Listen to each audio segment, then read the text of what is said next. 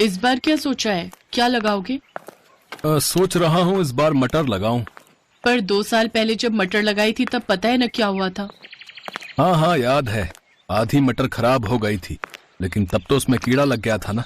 इस बार मैं ध्यान रखूंगा। ठीक है, और फिर करोगे क्या इतनी सारी मटर का? मटर पुलाव बनाएंगे और भरपेट क्या, जी भर खाएंगे और क्या। राम की बात सुनकर उसकी पत्नी नंदिनी भी हंस दी। सर्दी का मौसम आने वाला था, तो इस बार राम ने तय किया कि वो अपने खेतों में मटर लगाएगा। उसने बड़ी मेहनत से खेत को तैयार किया और मटर के बीज भी बो दिए। कुछ दिनों बाद पहले पौधे आए और फिर उन पर हरी हरी मटर लगनी भी शुरू हो गई। हर गुजरते दिन के साथ अपनी भरी पूरी फसल को देखकर राम फूला नहीं समा रहा था। नंदिनी, ओ नंदिनी, चलो जरा, तुम्हें कुछ दिखाना है। पर अभी बहुत काम है। अरे ये काम तो होते रहेंगे, तुम चलो मेरे साथ। इतना कहकर राम ने नंदिनी का हाथ पकड़ा और उसे लेकर सीधा अपने खेत पहुंचा। खेत देखकर नंदिनी के चेहरे पर भी मुस्कान आ गई। पूरा खेत हरी भरी मटरों से भरा हुआ था।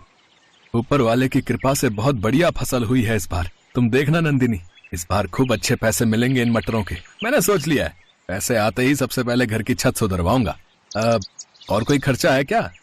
हाँ है ना, एक बढ़िया सी साड़ी भी दिला देना मुझे। हाँ हाँ ले लेना, एक नहीं तुम 2 साड़ियां ले लेना इस बार तो। अब खुश? हाँ जी, बहुत खुश। मटर की बढ़िया फसल देखकर दोनों पति पत्नी सपने संजोने लगे।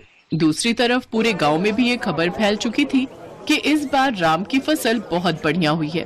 और फिर एक दिन राम के घर के बाहर एक चमचमाती कार आकर रुकी और कार से उतरा इलाके का विधायक राम अवतार सिंह। अरे विधायक जी, आप राम राम। राम राम भाई, कैसे हो? ऊपर वाले की कृपा है विधायक जी। कृपा तो वाकई बहुत हुई है तुम पर। मैंने सुना है इस बार तुम्हारी मटर की फसल बहुत अच्छी हुई है। हाँ विधायक जी, सब भगवान की दया है। तो क्या सोचा है, किसे बेचोगे अपनी मटर? अभी तो कुछ ऐसा सोचा नहीं है विधायक जी, जहां सही दाम मिल जाएगा वहीं दे दूंगा। अरे तो हम काय के लिए हैं, हमको दे दो अपनी सारी मटर। हम पूरे 15 रुपए देंगे तुम्हें 1 किलो के।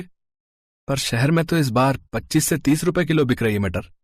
देखो राम, मटर है, गेहूं नहीं, जो कई महीने संभाल लोगे। 2 दिन बाद सूखने लगेगी सारी की सारी। मेरे पास स्टोरेज की सुविधा है, मैं तुम्हारी सारी मटर खरीद लूंगा हाथों हाथ। ठीक है विधायक जी, मैं आपको शाम तक बताता हूँ। राम को दुविधा में छोड़कर विधायक वहां से चला गया और फिर उसके जाने के बाद क्या करूं नंदिनी, कुछ समझ नहीं आ रहा। ये विधायक हम गरीब किसानों का हमेशा फायदा उठाता है। हमसे कम पैसों में फसल खरीदकर शहर में ऊंचे दामों पर बेचता है। मेरी मानो तो आपको कुछ और लोगों से भी बात करनी चाहिए। इतना आसान नहीं है नंदिनी। रामावतार की मर्जी के बगैर कोई व्यापारी मेरी मटर नहीं लेगा। उससे कोई बैर नहीं लेना चाहता। और मुझे डर इस बात का है कि अगर सारी मटर यहीं सड़ गई तो 1 पैसा नहीं मिलेगा। हाँ, अच्छा तो फिर क्या कर सकते हैं? विधायक जी की नजर हमारी फसल पर है, तो बेचनी तो उसे ही पड़ेगी। अच्छा सुनो, अब खाने में क्या बनाया है? गर्मा गर्म मटर पुलाव है जी। अरे वाह, तो जल्दी से ले आओ फिर, बड़ी भूख लगी है। पिछली बार राम ने अपने खेत में धान बोए थे और उस बार भी उसकी फसल अच्छी हुई थी, तो घर में चावलों की कमी नहीं थी। और जब इस बार मटर आई तो नंदिनी ने सबसे पहले मटर पुलाव बनाकर ही राम को खिलाया, क्योंकि मटर पुलाव राम को बेहद पसंद भी था। जब राम और नंदिनी खाना खा रहे थे तभी उन्हें बाहर से शोर सुनाई दिया। लोगों के चीखने चिल्लाने की आवाजें आ रही थी। दोनों ने फौरन बाहर निकलकर देखा तो पूरा गांव जल रहा था। आग बहुत बढ़ चुकी थी, लगभग सारे घर जल रहे थे। बस एक राम का घर सुरक्षित था, क्योंकि वो उसके खेत के किनारे ही था और बाकी के घरों से दूर था। राम खाना छोड़कर फौरन लोगों की मदद के लिए दौड़ा। काफी देर बाद आग तो बुझा ली गई, लेकिन गांव के सारे घर जलकर राख हो चुके थे। सारा सामान, सारा राशन, सब कुछ राख बन चुका था। हिम्मत रखिए आप सब, हम सब मिलकर कुछ ना कुछ जरूर कर लेंगे। एक काम करते हैं, विधायक जी के पास चलते हैं, उनसे मदद मांगते हैं। हाँ हाँ ठीक कह रहे हो, चलो चलते हैं। पूरा गांव रामावतार विधायक के पास पहुंचा। गांव के लोगों ने विधायक से अपनी परेशानी बताई तो विधायक ने उन सबको धुतकार दिया। चलो अब क्या बस यही काम रह गया है? लापरवाही करो तुम, आग लगाओ तुम, और भरपाई करूं मैं मतलब कि सरकार। गांव के लोगों को विधायक पर गुस्सा आ रहा था, पर वो मजबूर थे। और मुंह लटकाकर वहां से जाने लगे। तभी विधायक ने राम को आवाज लगाई। अरे राम, यहाँ आओ, इनका चक्कर छोड़ो। तुम्हारी फसल तो ठीक है ना? हाँ जी, मेरी फसल तो बिल्कुल सुरक्षित है। हाँ तो एक काम करो, 16 रुपए ले लेना भाई, लेकिन अब जल्दी सौदा पक्का करो और सारी मटर यहाँ पहुँचाओ, समझे? विधायक जी माफ करो, लेकिन मैं आपसे कोई सौदा नहीं करना चाहता। अच्छा, तो क्या करेगा मटर का? है किसी और को मैं तुझे बेचने नहीं दूंगा। मैं चाहे तालाब में डाल दूं, पर आपको नहीं दूंगा अपनी मटर। राम अवतार ने मजबूर गांव वालों की मदद नहीं की। इस बात से राम बहुत नाराज था। उसने विधायक से सौदा करने से साफ इनकार कर दिया। फिर घर लौटते हुए उसने गांव के कई बच्चों को भूख से रोते बिलखते देखा और फिर। नंदिनी, घर में कितना चावल है? काफी है, वैसे क्यों पूछ रहे हो? हमारे पास मटर की कोई कमी नहीं है। तुम एक काम करो, मैं कुछ लोगों को साथ लेकर एक बड़ा चूल्हा बनाता हूँ और तुम गांव की औरतों के साथ मटर पुलाव बनाने की तैयारी करो सबके लिए। जब तक मेरे घर में मटर और चावल का एक भी दाना है, मेरे गांव का कोई बच्चा भूख से नहीं रोएगा। लेकिन फिर हम लोग। अपने बारे में बाद में सोचेंगे नंदिनी, फिलहाल गांव के बारे में सोचना है। नंदिनी ने इसके बाद कुछ नहीं कहा और खाना बनाने की तैयारी शुरू कर दी। अगले कुछ दिनों तक नंदिनी की रसोई में ढेर सारा मटर पुलाव पकता रहा और गांव के लोगों की भूख मिटाता रहा। पूरा गांव राम और नंदिनी को दुआएं दे रहा था।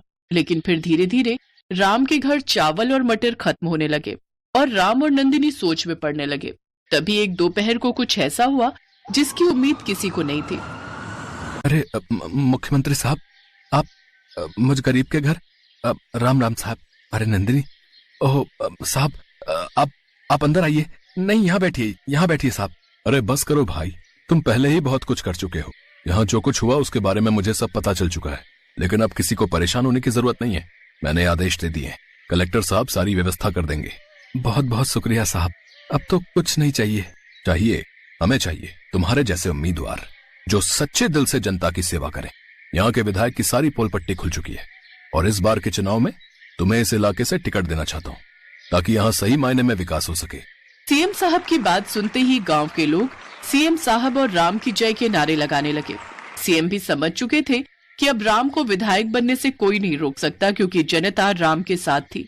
राम ने भी हाँ कर दी और फिर सीएम साहब के जाने के बाद, सुनिए ना, जब आप विधायक बन जाएंगे तब तो मेरे लिए साड़ी ला देंगे ना? हाँ, इस बार पक्का।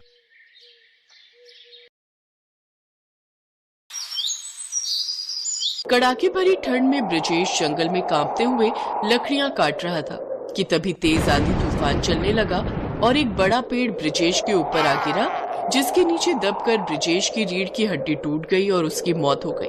अपने पीछे वो पत्नी सविता और 2 बेटियां मालिनी और सानवी को छोड़ गया। लेकिन कुछ दिन बाद ही ज्यादा चिंता करने के कारण सविता का ब्लड प्रेशर हाई हो गया, जिस कारण उसके सर की नस फट गई और उसकी भी मौत हो गई। मालिनी और सानवी पर तो जैसे दुखों का पहाड़ ही टूट पड़ा। वो दोनों बहनें अनाथ हो गई।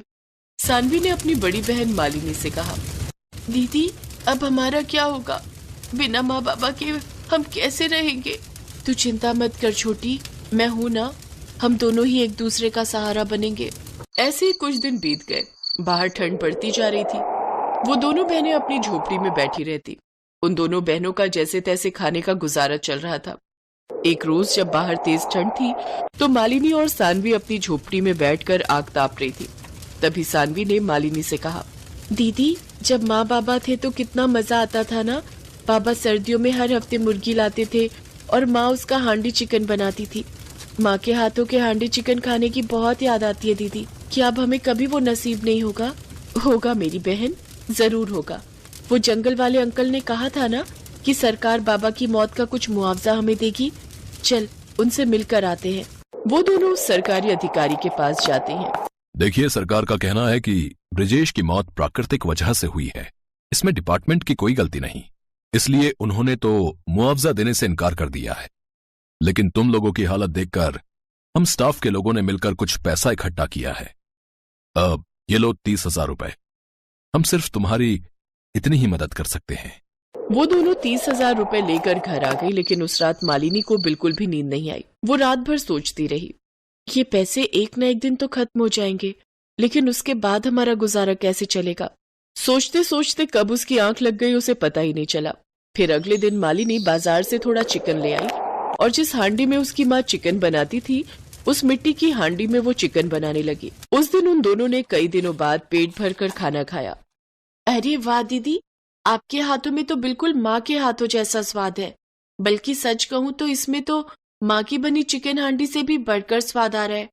वाह वाह, इस ठंड में तो आज चिकन हांडी खाने का मजा ही आ गया। काश तुम्हारी हांडी चिकन की दुकान होती तो मैं दिन में कई बार खाती। उसकी ये बात सुनकर मालिनी को एक आइडिया आया और उसने जरूरी सामान खरीदा।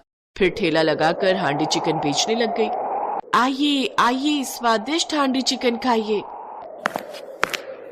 अरे वाह बच्चों, तुमने भी काम शुरू कर दिया। बढ़िया है, बढ़िया है। वैसे कितने की है ये प्लेट? हाँ काका, घर चलाने के लिए कुछ तो करना ही पड़ेगा ना। 40 रुपए का है हांडी चिकन, लगा दूं? हाँ हाँ, जरूर जरूर। वाह भाई वाह, क्या बात है, क्या स्वाद है इसमें। ऐसे दोनों बहनें भरी ठंड में सारा दिन खड़े रहकर हांडी चिकन बनाती। उनकी कमाई थोड़ी बहुत हो ही जाया करती। ऐसे ही एक रोज उनके ठेले पर एक आदमी आया। उसने जब उनके हांडी चिकन का स्वाद चखा तो उसने दोनों बहनों को अपने होटल में हांडी चिकन बनाने के लिए कहा। मेरे होटल में ये हांडी चिकन बनाओगी तो इसके मैं तुम दोनों को अच्छे दाम दूंगा। ये सुनकर दोनों बहनें बहुत खुश हुई और वो